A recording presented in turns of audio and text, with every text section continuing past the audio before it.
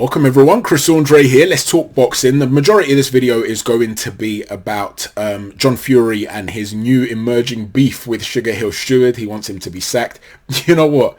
I can't help but for some reason take a position that is just contrasting what the majority of other people seem to be taking in this situation. And there are people out there that think I do this on purpose. Chris, you're just doing it to be contrarian. You're just doing it to play devil's advocate. I'm really not. I'm genuinely seeing certain things differently, and I'm going to make a case for it here again. And I had somebody leave a comment to say that he thinks that I'm doing this just to try and gain views. Gain views? Listen, if you want to grow a channel and you want to get subscribers and get views, you need to be going with the grain, not against it. When you disagree with the prevailing narrative, people don't like it. We do not live in a world where people respect other people's opinions, where someone can sit down and say, you know what, I'm a critical thinker, you're a critical thinker, we disagree on this and this is why we disagree on it, but fair enough. Instead, their emotions drive them.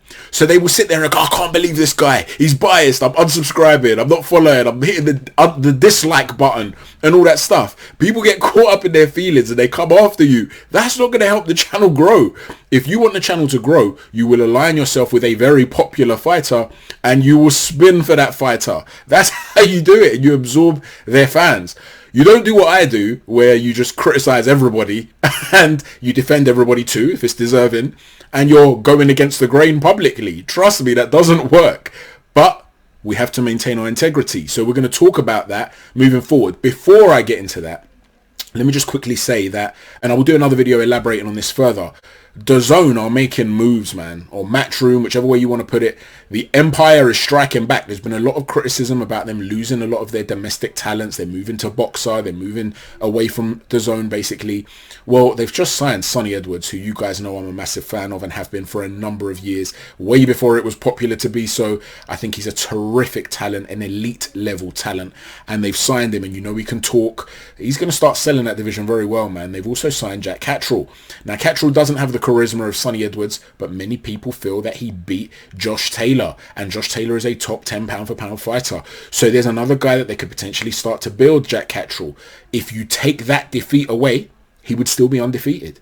So listen, these are some really good moves here by DAZN, and we'll get to that in another video in more depth. Additionally to that, just again to quickly touch upon it, Anthony Joshua has come in at a career heaviest, I believe, 255 pounds. I've had one or two of you message me on Twitter asking me what I thought about that.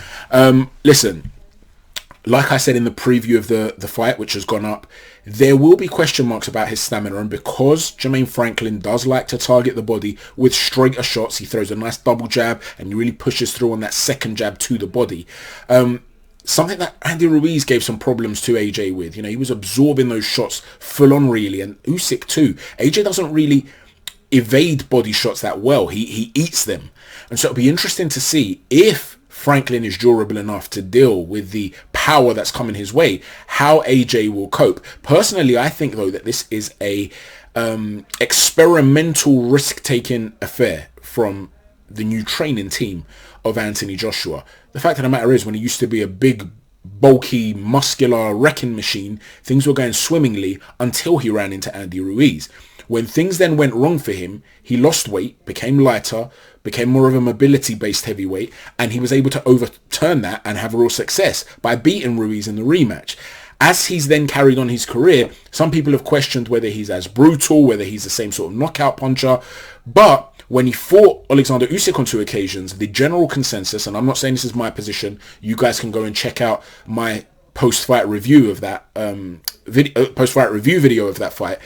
But the general consensus is that Anthony Joshua should have fought like a big man. People like Carl Froch feel as though he should never have left Robert McCracken. He should have gone back to what worked for him and so on and so forth. So the fact of the matter is, you're talking about an Anthony Joshua here who is perhaps looking at this and saying, I don't think this guy's dangerous enough to stop me. So let me try to get back to what I used to do. And if it doesn't quite work for me, I'll get through this fight. And then I can go back to being lighter again. Whereas if I feel fantastic and I'm looking destructive, as I'm getting a bit older too, maybe I won't be able to maintain that same sort of mobility-based approach. Maybe I need to go back to being a flat-track bully, as Simon Jordan refers to him. So that's my take on that. Let me know what you think in the comment section down below. So let's get into this whole thing with John Fury and Sugar Hill Stewart. John Fury's basically been saying he wants to see Sugar Hill sacked. because Sugar Hill had implied that after the Lawrence Okolie fight, he was due to fly back to the United States, and therefore it was undermining the idea that he was there to train Tyson Fury after he'd finished with Okolie. Now, this was a major building block in the argument for those that were saying Tyson Fury is not actually preparing for Alexander Usyk and he has no intention of fighting him. That, alongside the fact that Tyson Fury was said to have no southpaw sparring partners in camp. Now, since I myself had said that these things looked extremely suspicious, and it does not look like Tyson Fury was wanting the fight with Alexander Usyk at all and that he was not preparing for it, I have had a few Fury fans who have messaged me and said, actually, Chris, your information's inaccurate on a couple of things. At Z388Z, is this James Becker, by the way? Do you have an alternative account? I don't know how people have all these multiple burner accounts, man. I can barely remember the login details for the one that I've got, let alone to have multiple ones. I don't know how you guys do it.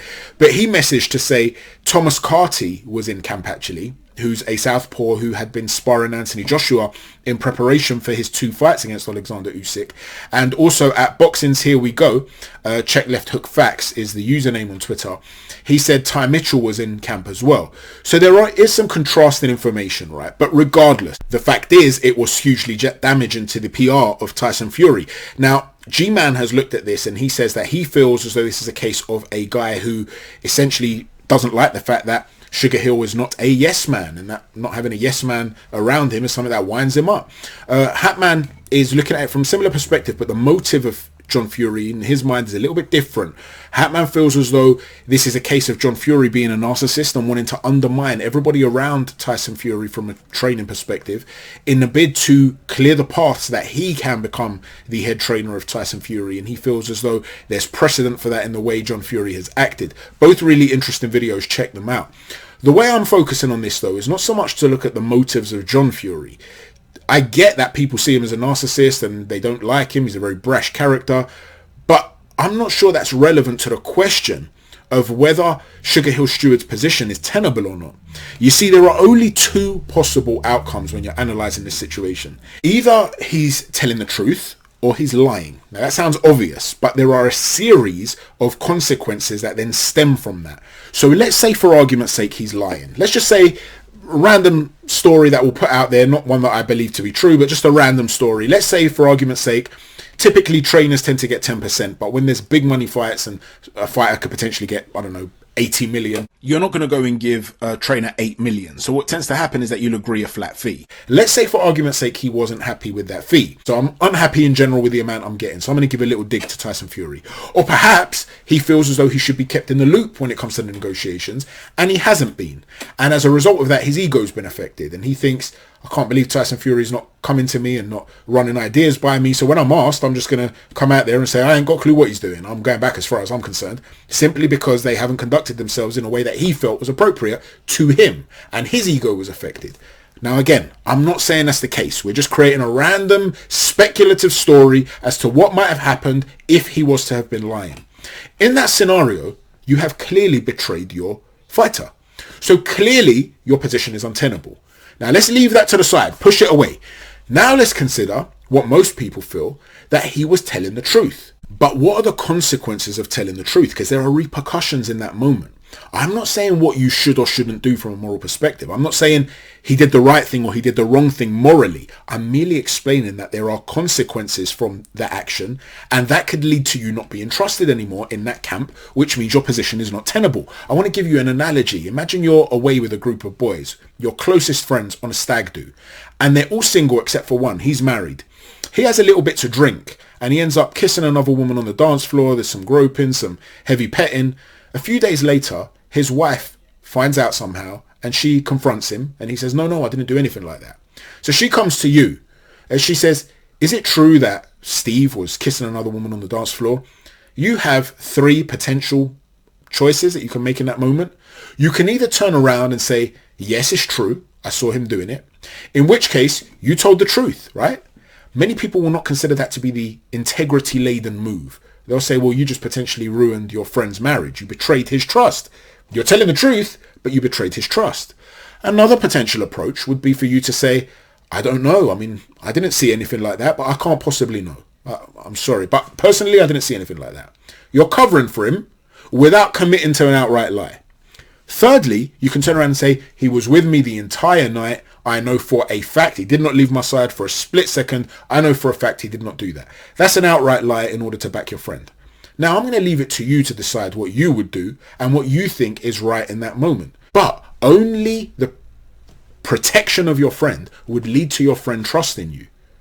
If you turn around and you say, he did that, yeah, I saw him, he did it, not only will your friend not trust you, the other boys in the group might not trust you. Because they're going to think to themselves, if I'm ever in a situation where I need him to have my back, I don't want him there. Again, I'm not telling you what's right and what's wrong, but you have to understand the thought process of those around you. You have to be able to put yourself in other people's shoes. Whether Tyson Fury is lying or not about getting prepared for Alexander Usyk, whether he's lying or not about whether Sugar Hill was there to train him or not, the moment Sugar Hill turns around and says, I'm going back to the United States, you are undermining what Fury had previously said publicly. You are insinuating he's lying, and therefore he's no longer going to trust you. That's just the reality. And you have to understand, boxing, not just, listen, the streets, not just boxing culture, but this is like a code of the streets. You're silent. You don't speak. I don't want to go all Anthony Joshua here and start quoting gangsters like he's done, but to quote John Gotti, because this does apply and certain people that have grown up in certain areas will relate to what I'm talking about here. He had a phrase, he had a motto. Those who are blind, deaf and mute will live in peace 1,000 years. And a lot of people live their lives by that. And in boxing, in gyms, there is an unspoken rule that you don't speak out about any lingering injuries that a fighter has privately. You don't do things like talk about sparring rumours. You're not going to go and leak that your teammate got knocked out in sparring. You get found out with stuff like that, you can get chased out of a gym. No one's going to trust you. That is the reality. Whether Fury wanted the fight or not, Sugar Hill would have been expected by Team Fury not to expose them. If you didn't want to outright lie, come out and word it differently, saying, listen, at the end of the day, I'm not here to talk about Tyson Fury in that situation. Negotiations are ongoing privately behind the scenes. When they're ready to make an announcement, they'll make an announcement. For the time being, my focus is on Lawrence Okoli, and all will be revealed in the coming days about my schedule. He could have put it like that. And that way he's deflecting from the conversation. He's saying, listen, don't ask me, essentially. It's got nothing to do with me. Go and speak to the Furies. But you're not saying either way whether you're staying or not. And you're saying right now, this is my focus. Lawrence Okoli, he's got a world title fight, a massive fight we need to focus on. You understand? That would have been expected at the bare minimum from Team Fury. So is his position tenable? Regardless of whether you think he did the right or wrong thing, is it tenable? I don't think it is. Let me know what you think, ladies and gents. Is Tyson Fury going to end up sacking Sugar Hill Stewart? And if so, what are the long-term effects on his career? Try not to be emotional when you're speaking about this. Just because you might hate Tyson Fury, you might want to, make a comment in a certain way, or just because you love Fury, you might want to make a comment in a different way. Just try to call it as you see it.